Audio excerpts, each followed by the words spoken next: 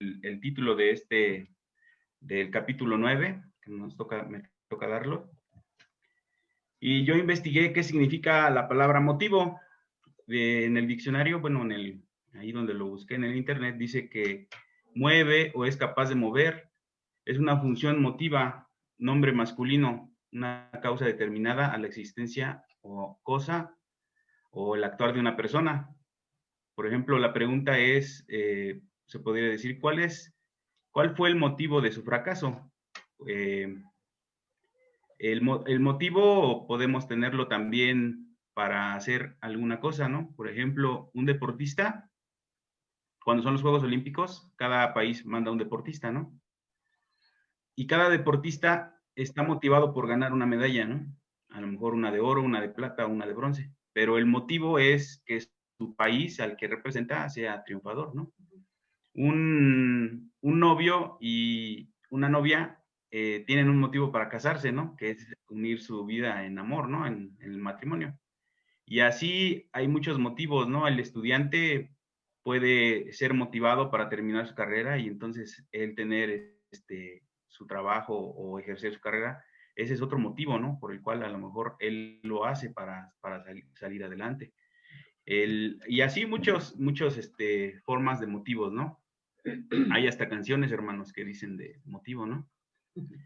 Pero eso es parte de lo que vamos a ver hoy, la ley del motivo debido. ¿Qué es lo que debo de hacer para agradar a Dios en mi oración?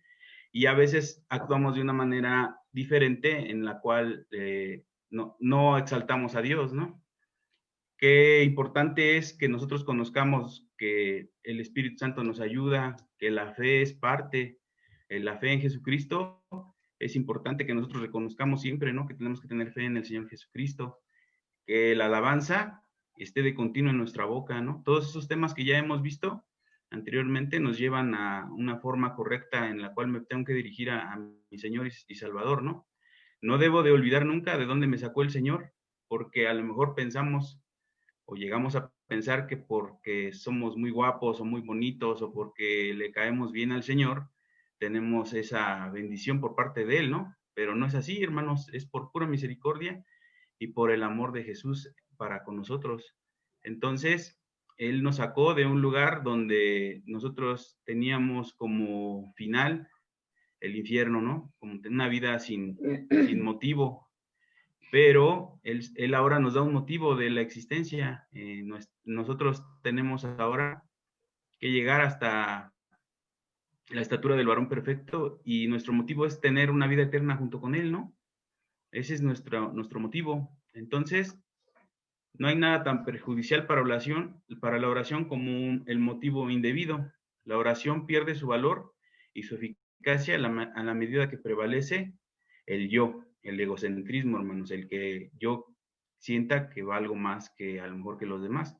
Alice decía cuando le tocó dar su clase que no demos nosotros, no seamos menos ni tampoco más, ¿no? Que los demás, sino que tengamos nuestro lugar, como dice la palabra del Señor, ¿no? Nadie nos ponga por menos, pero tenemos un lugar especial, pero tampoco nosotros queramos ser más que los demás, ¿no? No debemos de buscar a Dios para nuestra conveniencia personal. El motivo más importante de la oración es glorificar a Dios. El móvil indebido en la oración. Buscar mi propia vanagloria y querer el favor de Dios solo para mi beneficio personal, el egocentrismo yo, es orgullo. Debo de humillarme para exaltar a Dios. Si nos humillamos, si no nos humillamos y no somos humildes delante de Dios, Él no escuchará la oración. Una oración que no es de olor fragante, como consecuencia de la oración, no tendrá eficacia. No debo buscar a Dios solo para mi conveniencia personal y así querer conseguir favores de Dios para mi propio deleite. La oración es el medio por el cual nos comunicamos con Dios y tenemos una relación personal con Él. Si no sabemos la forma correcta de orar, desviamos nuestras peticiones y hacemos de la oración una simple conveniencia personal y egoísta. Por eso dice en Santiago 4:3, pedís y no recibís porque pedís mal para gastar en vuestros deleites. Debemos de buscar a Dios por lo que Él representa, no por interés.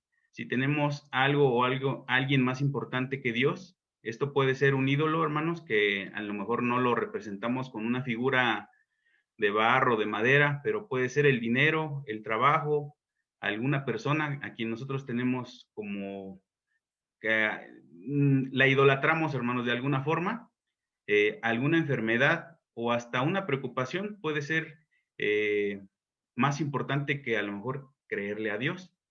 La oración queda degradada y el Señor queda deshonrado. Dios queda deshonrado. ¿Por qué, hermanos? Porque no estamos confiando plenamente en lo que Él va a hacer en nuestra vida, en nuestras peticiones. A veces la preocupación lo dejamos a Él antes que la preocupación. Entonces, si lo ponemos así, pues es muy difícil que el Señor escuche nuestras peticiones, ¿no? Debemos de ser humildes, debemos de ser aceptos a que el Señor va a hacer su voluntad en nuestra vida. Él siempre hará, ¿no? Lo que Él le podemos pedir, pero Él va a hacer su voluntad en la oración que le estamos pidiendo. Eso es lo que queremos del Señor, que Él sea glorificado y que por medio de esa por esa forma que estamos glorificándolo, Él va a bendecirnos de una manera mayor, hermanos. El oficio primario de la oración es el de la comunión con Dios. Tenerlo a Él es tenerlo todo, perderlo a Él es perderlo todo. En Él estamos completos, como dice el apóstol Pablo a los Efesios. Alcanzar algo menos que Dios mismo es errar al blanco. Jesús censuró a las multitudes que lo seguían por comida. Si se acuerdan, hermanos, que cuando el Señor Jesús predicaba, se juntaba mucha gente y entonces Él pues les daba de comer, les dio de comer pan y peces. Pero, ¿por qué creen que lo seguía esa gente? Pues porque ahí comían gratis y estaban ahí con Él, ¿no? O sea, es un medio de conveniencia, ¿no? El cual yo sigo al Señor por algo que a mí me conviene, ¿no? En ese caso era comer, pero de cuando el Señor les dejó de dar de comer, ya ellos ya dejaron de seguirlo. Y es importante que nosotros aprendamos, ¿no? Que todo lo que le pedimos al Señor, Él nos lo da en abundancia, ¿no? Entonces, a lo mejor el seguirlo por interés, pues está mal, ¿no? Porque no debería de ser así. Nosotros debemos de seguir al Señor por agradecimiento. Nunca debemos de pedir cosas a Dios, dice aquí en la pregunta. Pues claro que sí le podemos pedir porque somos hijos del Señor. Ahora somos sus hijos. Pero esas cosas deben ser buscadas por lo que Dios es en sí mismo. Debemos de buscar a Dios por agradecimiento y para exaltarle siempre, reconociendo sus atributos. Que Él es todopoderoso, que Él es misericordioso, que Él es fuerte, que Él es eterno, que Él es un juez justo. Debemos orar para pedir a Dios que haga su obra, no por lo que yo quiero y para que su poder se manifieste, no solo en mi vida, hermanos, sino también en su vida de ustedes, como en todos los demás, ustedes, hermanos, también. Las cosas que Dios haga serán mejores que las que yo le pida y que se haga su voluntad. Yo sé que nosotros pedimos a veces para nosotros, ¿no? Para nuestra familia y a lo mejor, para que estemos bien, pero también nosotros debemos de tomar en cuenta que el Señor quiere que también le pidamos por otras personas, por mi prójimo, hermanos. Cuando nosotros hacemos eso, el Señor se glorifica también en nuestra vida, porque estamos dejando de preocuparnos solo por nosotros, porque sabemos que Él tendrá cuidado de todo lo que nosotros necesitamos. Por ejemplo, ahorita que estamos viviendo esta situación de pandemia, el Señor no nos ha dejado sin comer, no nos ha dejado sin vestir, y hemos tenido lo suficiente, hermanos, para sobrevivir. Pero eso es porque Él así le ha placido, y como hijos de Él nos siempre trata de darnos lo mejor. Como el ciervo brama por las corrientes de las aguas, así clama por ti, oh Dios, el alma mía. Esto lo dice en Salmo 42:1. Este es el motivo debido de una oración. Dios tiene que ser buscado por lo que Él mismo es. Dios no puede ser comparado con nada. Y hermanos, si nosotros le pidiéramos a Dios todo lo que le pidiéramos, Él nos los diera, no tendríamos aprendizaje y nuestro crecimiento sería nuestra perdición. No habría aprendizaje ni crecimiento. Sería difícil que nosotros aprendiéramos de ese modo si Él nos diera todo. Pero Él sabe siempre lo que necesitamos y por esa razón no nos da todo. En medio de la prueba, en la enfermedad, necesidad económica, falta de empleo, oramos con mayor humildad y de corazón, buscando más de Dios.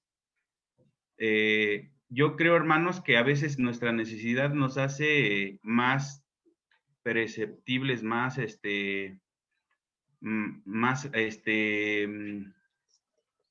receptivos a estar cerca del Señor, ¿no? Cuando nosotros tenemos trabajo, cuando estamos bien de salud, cuando tenemos economía, como que no nos mueve tanto, ¿no? Porque podríamos decir, tengo dinero para pagar mi medicina o tengo mi trabajo, ¿no? Pero cuando estamos del otro lado, pues nuestro corazón es más fácil de que se acerque al Señor. Entonces, esas pruebas hacen que nosotros tengamos la necesidad de orar y pedirle al Señor. Yo creo que es importante que reconozcamos que Él siempre está cuidándonos, ¿no? Él siempre tiene lo necesario, pero como les decía hace rato, no debemos de olvidar de dónde venimos, ¿no? Debemos de ser humildes de corazón y debemos de buscar siempre al Señor de una manera genuina. Más buscar primeramente el reino de Dios y su justicia, y todas estas cosas serán añadidas. Eso nos dice en Mateo 6:33. Y luego, hermanos, nuestro Señor Jesucristo les enseñó a sus discípulos el cómo era la forma correcta de orar. Los discípulos le dijeron al Señor, enséñanos a orar como Juan el Bautista le enseñó a sus discípulos, ¿no? Y entonces el Señor Jesús les enseña el Padre Nuestro. Todos conocemos cómo va el Padre Nuestro, ¿no?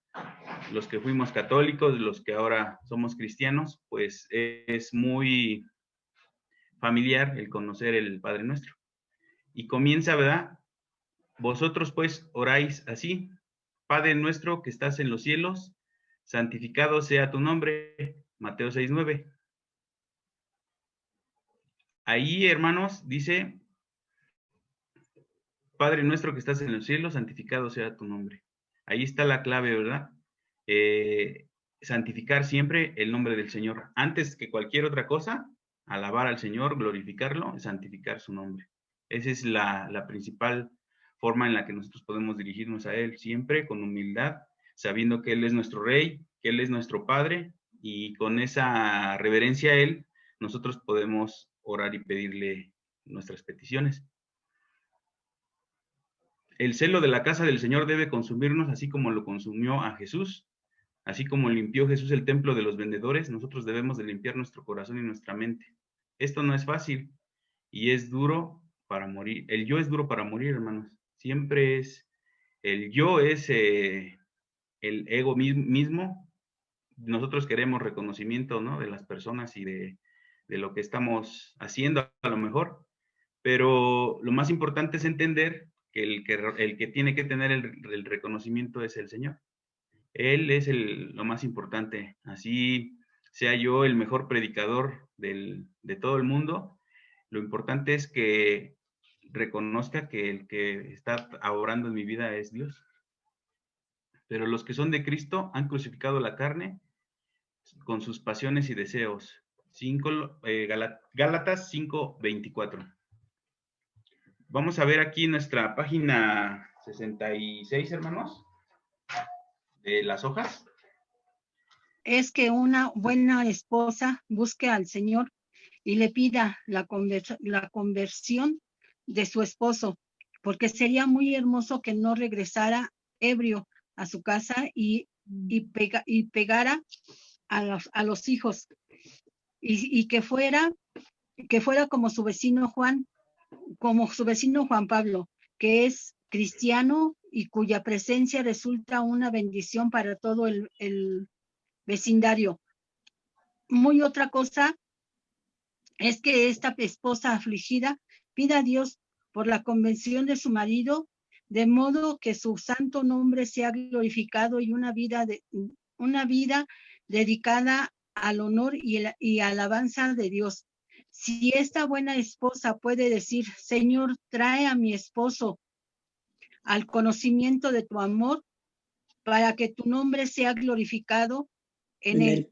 Esta clase de oración asume una eficiencia que el cielo no puede resistir. Ahí está, ¿Hasta hermana, ahí? hasta ahí, sí. Bueno, aquí nos está dando un ejemplo de una hermana que está pidiendo que su esposo sea como otro hermano, ¿no? Parecido a otro hermano, que ya no llegue tomado y que no le pegue a sus hijos y que sea, digamos que lo que quiere la hermana es un buen esposo, ¿no? Entonces, podríamos decir que pues es bueno su petición, ¿no? Que es buena, lo que ella está pidiendo, pues está bien de alguna forma, ¿no? Porque no quiere ya vivir a lo mejor lo de la borrachera, de los golpes, de todo esto que está viviendo, pero le falta, ¿no? Todavía le falta algo ahí que es más importante, ¿no? Que si su esposo se convierte al Señor y él lo conoce y le sirve, entonces esa oración tiene, va mayor, a un grado mayor. ¿Qué quiero decir con esto? Pues que si él es un siervo del Señor, imagínense cómo va a tratar a su esposa y a sus hijos, ¿no? Pero a veces, hermanos, solo queremos el milagro, no queremos hacer lo que nos toca para seguir al que hace los milagros. Entonces, pues es importante que nosotros, así como esta hermana, pues aprendamos a hacer el correcto uso de la oración, ¿no? A lo mejor, como les decía, estaba correcto lo que ella decía, ella pedía, ¿no? Un esposo comparándolo con un hermano que era un buen cristiano, pero lo más importante sería, así como dice aquí en el libro, ¿no? O sea, que ella pidiera, pues, un esposo que alabara y sirviera al Señor, ¿no? Que glorificara el nombre de Dios.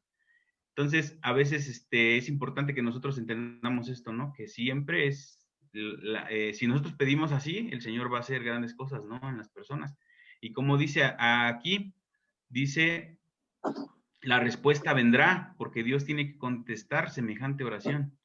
Entonces, imagínense esta petición, pues, tan hermosa de esta persona, pues vendrá la respuesta por parte de Dios a su vida, ¿no?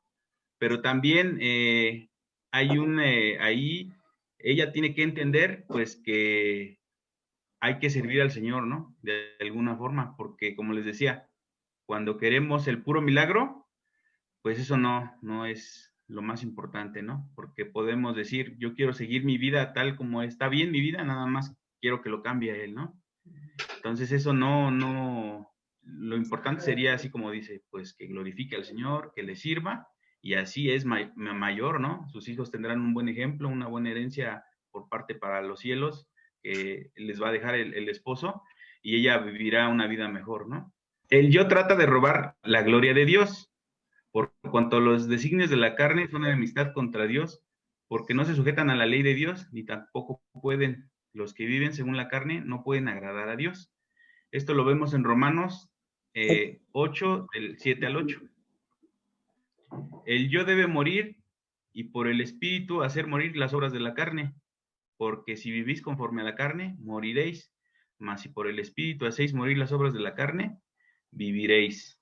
Es lo que nos explicaban nuestros hermanos en las otras clases.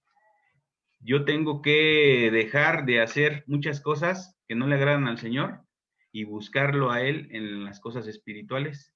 Es un proceso, desde que nosotros conocemos al Señor, vamos cambiando nuestra forma de pensar, como dice el apóstol Pablo, nuestra mente tiene que cambiar, ¿no?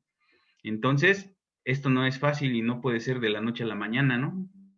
En otras ocasiones hemos visto testimonios de muchos hermanos los cuales han dejado de hacer cosas que no eran agradables a Dios, por ejemplo, tomar, fumar, decir malas palabras, así cosas visibles, que el Señor los cambia inmediatamente, ¿no? Cuando ellos se convierten, muchos no digamos que les es fácil, sino que el Señor permite que ellos vivan en su vida ese proceso rápido, pero en otros casos no, hermanos, en otros casos es difícil para muchos hermanos el dejar de, por ejemplo, de fumar o de decir groserías o no sé. pero en todos es diferente porque todos somos diferentes, ¿verdad? Dios trabaja de forma diferente en cada una de las vidas de nosotros. Entonces, ese proceso es largo, hermanos, no termina hasta que nosotros nos morimos. Entonces, cada día debemos de tratar de buscar al Señor siempre para que cambiemos nuestra forma de ser, ¿no? Tenemos tantas cosas que no le agradan al Señor y a veces nosotros nos gustan ese tipo de cosas, ¿no? A lo mejor nos gusta el chisme, nos gusta a lo mejor no sé, muchas cosas que no son visibles, que no le agradan a Dios, pero que tampoco las ven los demás. Entonces, yo debo de cambiar mi forma de pensar para que así pueda yo cambiar mis actitudes, mis cosas, mis malas mañas que tengo, ¿no? Entonces, por eso debemos de, cada que oremos, exaltemos al Señor y pidámosle también que cambie eso en nosotros. Nuestra mente que sea cambiada y nuestras actitudes, ¿no? Lo que no le agrada al Señor, que el Señor nos los quite. Luego nos habla también, dice en Apocalipsis 5:6, y miré y vi en medio del trono y de los 4 seres vivientes y en medio de los ancianos estaba en pie un cordero como inmolado. Dicho en otras palabras, el trono de Dios está asociado a la cruz de Cristo. Los tronos son para gobernar y el Calvario es el principio básico desde el cual proceden los tratos con Dios, de Dios con el hombre. Cuando un pecador se arrepiente de corazón y acepta a Jesús como su Salvador, ocurre una adopción por parte de Dios y este pecador pasa a ser hijo de Dios, no por ser bueno, sino por pura misericordia y por el amor de Jesús. Todos sus pecados le son perdonados y ahora como hijo alcanza todos los beneficios de ser hijo de Dios. Cristo llevó en su cuerpo y sobre el Calvario los pecados de todos los hombres. Es lo que les decía hace un ratito, hermanos. Nosotros conocemos al Señor, Él nos saca de nuestra vana manera de vivir, cambia nuestro corazón y a nosotros como hijos alcanzamos todos los beneficios de ser hijo de Dios. Y por eso en nuestra vida está llena de cosas maravillosas, ¿no? De milagros, de cosas sobrenaturales que nos pasan. Y entonces, todo eso que nosotros vivimos como ahora como hijos de Dios, porque ya ahora somos parte del reino del Señor, nosotros también debemos de dar lo que nos toca hacer. ¿Qué nos toca hacer, hermanos? Pues lo más que veíamos también en el otro tema es alabar al Señor. Tener fe en Jesucristo. Nuestra vida debe de ser diferente. Tenemos que tener un testimonio, no solo porque decir, ay, yo soy cristiano y tengo que tener intachable mi testimonio. Más bien es que no ensuciemos el nombre de Cristo, que no ensuciemos el nombre de Jesús, para que lo que reconozcan en mi vida es Jesús quien me cambió, no yo. Entonces, por eso dice aquí, Cristo llevó en su cuerpo y sobre el Calvario los pecados de todos los hombres. Cuando yo me olvido de lo que hizo el Señor en mi vida, es cuando sale mi viejo hombre, el que yo, cuando no conocía a Dios, ¿no? Entonces, eso lo debemos de ir quitando de nuestra mente y de nuestro corazón. Más bien debemos de siempre pensar qué haría el Señor, ¿no? En situaciones que nos pasan.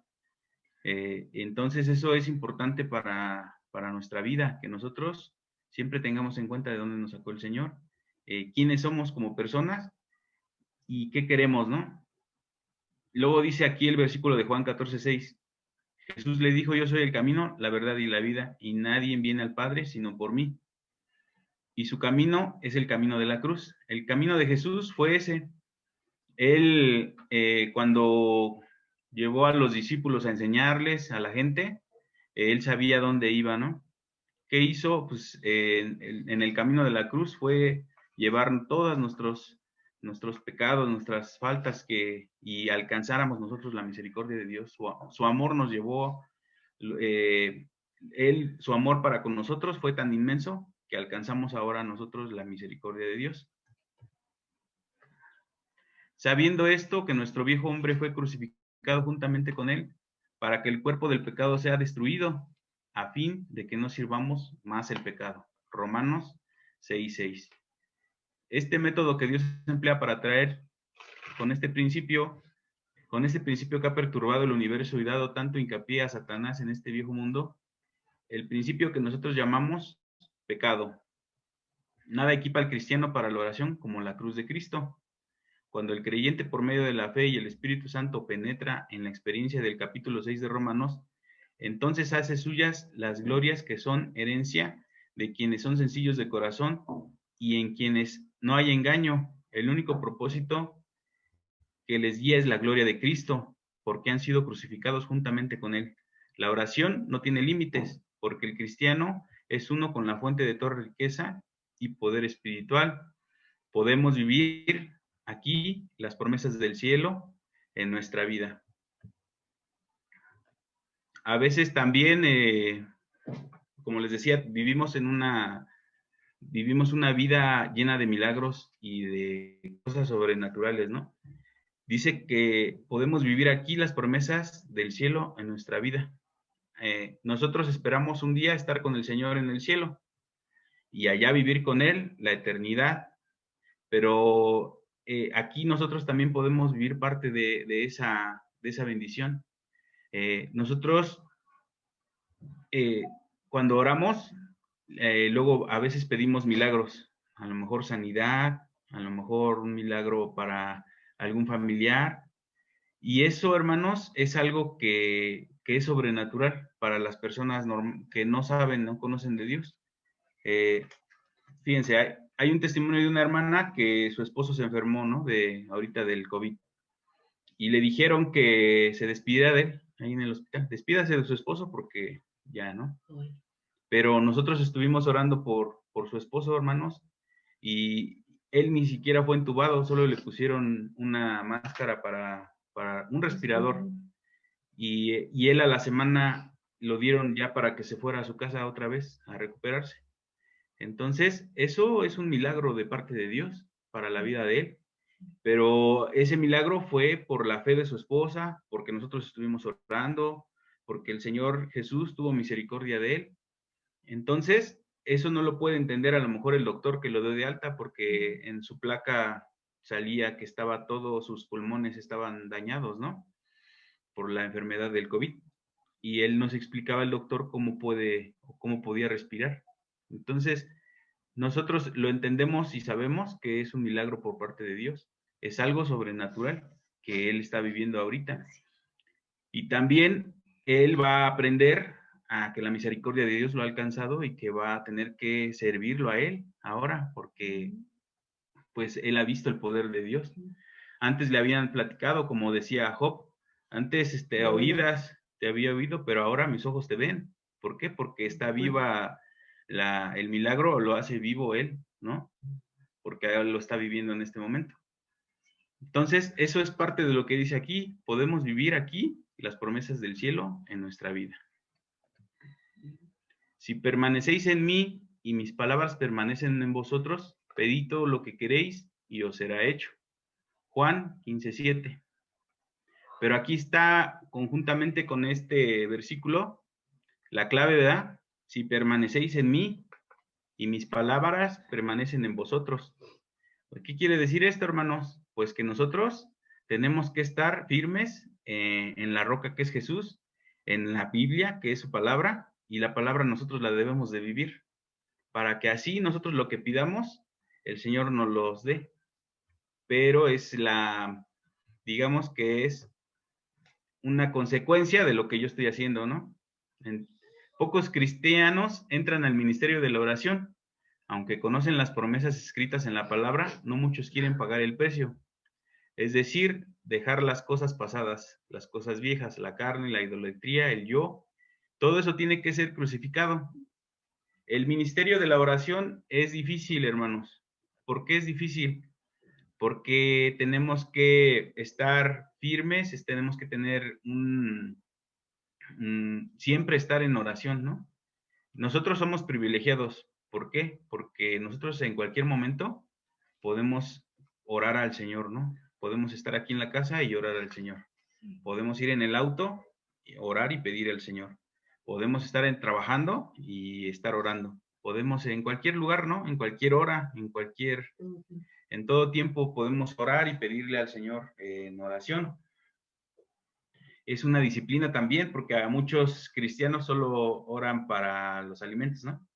Cuando desayunan, Señor, gracias por este alimento, desayuno, Señor, por la comida, por la cena, y piensan que ya con eso, ¿no? A lo mejor cuando estás chiquito en el Evangelio, pues sí es válido, ¿no? Pero cuando ya conoces la palabra y sabes lo que lleva, lo que dice, pues es importante que lo entendamos y que lo apliquemos, ¿no? Y que lo hagamos. El orar es tener una relación íntima con el Señor, un acercamiento, conocer a Dios, pero si no lo hacemos, no lo practicamos, no lo vivimos, no va a pasar nada importante en nuestra vida, ¿no?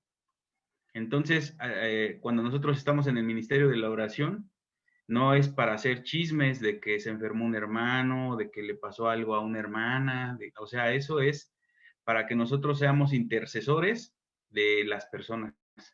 Entonces, juntos, intercediendo todos juntos, el Señor también nos escucha a todos y hace un milagro en la vida de la persona a quien nosotros estamos pidiéndole al Señor que haga su obra. Entonces, es difícil, ¿verdad? Como les decía, que nosotros entremos al ministerio de la oración, de la intercesión. Entonces, pues también es bien importante estar en que tengamos a alguien que ore por nosotros, ¿no? Hay gente, hay hermanas que tienen sus hijos, su esposo que es inconverso, y gracias a que ellos oran, a que esta hermana está orando, pidiendo por los hijos, por el esposo, ellos están bien, ¿no? Entonces, podrían decir ellos, es la suerte, ¿no? La suerte es la que está, tengo buena suerte. No, no es eso, es que la hermana intercede por su hijo, por su hija, por su esposo, y a consecuencia de eso, de que el Señor alcanza a escuchar a esta hermana, el Señor alcanza la misericordia para los que están a su alrededor. Pero nosotros no debemos de pensar que es como por la suerte, ¿no? Más bien es por la oración también de los que están cerca de nosotros. Por eso les va bien, ¿no? A esas personas. Dice en 2 de Corintios 5:17, de modo que si alguno está en Cristo, nueva criatura es, las cosas viejas pasaron, he aquí, todas son hechas nuevas. La sencillez de corazón y la integridad de propósitos significan un paso más al Calvario, y esto hay que conseguirlo. La gloria de Dios es la meta. ¿Cómo podríamos conseguir llegar hasta la gloria de Dios? ¿Cómo podríamos decir la sencillez de corazón y la integridad de propósito significan un paso más al Calvario? Esto hay que conseguirlo. ¿Cómo lo podríamos hacer? Pues metiéndonos en la oración, aprendiendo. Si no sabemos orar, estamos aprendiendo, ¿no? Con estos temas que hemos visto, de mis hermanos que han dado cada uno su tema, cada una de las leyes, esto dejará de ser un secreto de la oración para que sea un aprendizaje de cómo debemos de orar, ¿verdad? Ya no va a ser más un secreto, nosotros lo tenemos que aplicar a nuestra vida y eso va a traer a nuestra vida una bendición abundante. Entonces, un paso más al Calvario. ¿La gloria de Dios es la meta? Claro que sí, claro que sí. ¿Por qué? Porque es lo que buscamos, que la gloria de Dios esté con nosotros en nuestra vida y tomar del reino las bendiciones del reino de Dios y que sean para vivirlas desde hoy, ¿no? No esperar a que yo me muera y me vaya al cielo, ¿no? Desde ahora yo puedo vivir las bendiciones de Dios para mi vida y las estamos viviendo, somos bendecidos nosotros como hijos de Dios, vivimos, como les decía, pues milagros de Dios, una vida hermosa, hermanos, una vida diferente.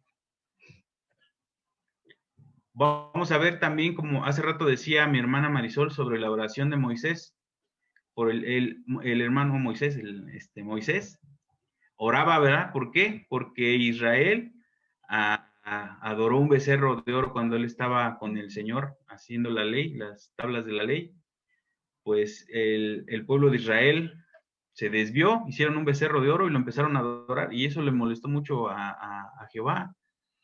Dice, el pecado de Israel por adorar el becerro de oro, porque temía causa del furor y la ira con que Jehová estaba enojado contra vosotros para destruirlos. Pero Jehová me escuchó aún esta vez. Deuteronomio 9:19. Moisés estuvo postrado delante de Dios 40 días y 40 noches para interceder por el pueblo. Dios le perdonaría, pero sobre todo para que su nombre no fuera vituperado por los egipcios. A Moisés le preocupaba la gloria de Dios, lo demás pasaba a segundo plano. Dios tenía que ser glorificado en Egipto. No es de extrañarse que Moisés prevaleciera y ganara la batalla. Aquí lo que rescatamos, hermanos, es que Moisés, ya cuando había pasado, que había visto que el Señor se había enojado, él se postró delante del Señor. No le importó pasar 40 días y 40 noches postrado rogándole que tuviera misericordia de este pueblo. No nada más por el pueblo, por lo que podía hacer el Señor de destruirlo, sino para que el nombre de Dios no fuera vituperado. Que el Señor había sacado a este pueblo de Egipto no para que los destruyera en el desierto, sino para que fueran a la tierra que Él les había prometido, ¿no? Él le había prometido a Abraham, a Isaac y a Jacob que su pueblo sería grande, ¿no? Y les había dado esa herencia en ese lugar, en Israel. Entonces, la palabra de Dios se tenía que cumplir, hermanos. Y Moisés, pues, se postró ante el Señor y le rogó, pero sobre todo era que el nombre del Señor fuera enaltecido, también por los egipcios, porque ellos habían visto el poder que había tenido el Señor ahí cuando estaban en Egipto. Cuando las plagas, cuando abrió el mar, todo lo que hizo Jehová, los egipcios lo vieron y supieron, y ellos tenían que dar, ahora sí que gloria al nombre del Señor. Entonces, pues eso pasa mayor, ¿no? Lo que pedía Moisés era mayor, ¿no? De lo que estaba pasando, digamos. Moisés no quería que el pueblo fuera destruido, pero lo que iba a hacer el Señor iba a ser mayor, ¿no? Todavía. Entonces, así nosotros también tenemos que buscar la gloria de Dios, no solamente para nuestro beneficio personal, ¿no? Sino para que sea bendición mi familia, sea bendición la iglesia, y que nuestra vida exalte el nombre del Señor, nuestra vida refleje a Cristo en nuestro corazón, que sea lo que vean los demás, a Cristo en mi vida, a Jesús. Quien busca la gloria del Señor, sinceramente, las riquezas de su reino están a su disposición. Una cosa es orar por cualquier motivo y algo diferente es orar por la pasión y por la gloria de Dios. Algunos intercesores han cambiado el curso de la historia y han sido de gran bendición sobre muchas naciones. Hablando de muchas personas que han orado en la palabra del Señor en la Biblia, los ejemplos que hemos visto, y algunos, muchos más, ¿no? Que han estado dándonos ejemplo de cómo es lo correcto que debemos de orar al Señor, de cómo ellos por medio de sus oraciones han cambiado, ¿no?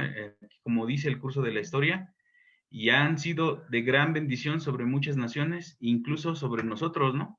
Nosotros entramos ahí, ¿por qué? Pues porque ellos al orar y al vivir la palabra de Dios han cambiado muchas cosas, ¿no? Desde que nuestro Señor Jesús, desde ahí, Él partió, ¿no? Hizo un parteaguas en la historia y cambió. Ahora es después de Cristo y antes de Cristo. Eso fue algo impresionante, ¿no? Que hizo el Señor. Pues nosotros debemos de aprender el motivo correcto de cuál es la oración, ¿no? ¿Cuál es mi oración hacia el Señor? Siempre, pues exaltar su nombre. Nosotros debemos ser humildes de corazón, debemos ser humildes para que nosotros aprendamos cuál es el lugar que le toca al Señor, ¿no? Que no tome yo ese lugar, que sea eso lo que no, o sea, eso no le agrada al Señor, entonces nosotros no lo hagamos, hermanos. Nosotros debemos de ser también intercesores, ¿no? Por los demás, porque eso también le agrada al Señor, que ames a tu prójimo, y de esa manera amas a tu prójimo, porque tú pides al Señor por alguien más. Tú te enriqueces también de eso porque bendice tu vida. Y es importante que nosotros le pidamos al Señor, si no sabemos orar, pedirle al Señor que nos guíe cómo debemos de orar. Dice la palabra del Señor, si no tienes sabiduría, pues tienes a quien pedirle, le pedimos al Señor sabiduría. Y asimismo, si no sabemos orar, porque somos pequeños en el Evangelio, porque apenas llegamos a la iglesia, pues el Señor nos va a enseñar, ¿no? Y junto con los hermanos y con estas clases que estamos tomando, con estas leyes, con estos secretos que ya no van a ser secretos, hermanos, sino van a ser vivos en nuestra vida, son temas que nosotros ahora los tomamos y los aprendemos para que nosotros podamos aprender de ellos. Entonces, así aprenderemos a orar y pedir al Señor, ¿verdad? El Señor dice aquí en el manual, Señor, enséñanos a orar. Dice, cuando Winston Churchill se vio perdido porque Hitler iba a invadir a Inglaterra, dijo que lo único que les quedaba era orar, y se armaron en todo el país cadenas de oración. Hitler iba en camino y nunca llegó. No se sabe qué fue lo que lo detuvo en el camino. Al parecer, una niebla muy intensa lo cubrió y se regresó para nunca más volver. Después de eso, la reina de Inglaterra dijo un pensamiento que hasta hoy mantiene. Le temo más a un ejército de personas orando que a un ejército militar.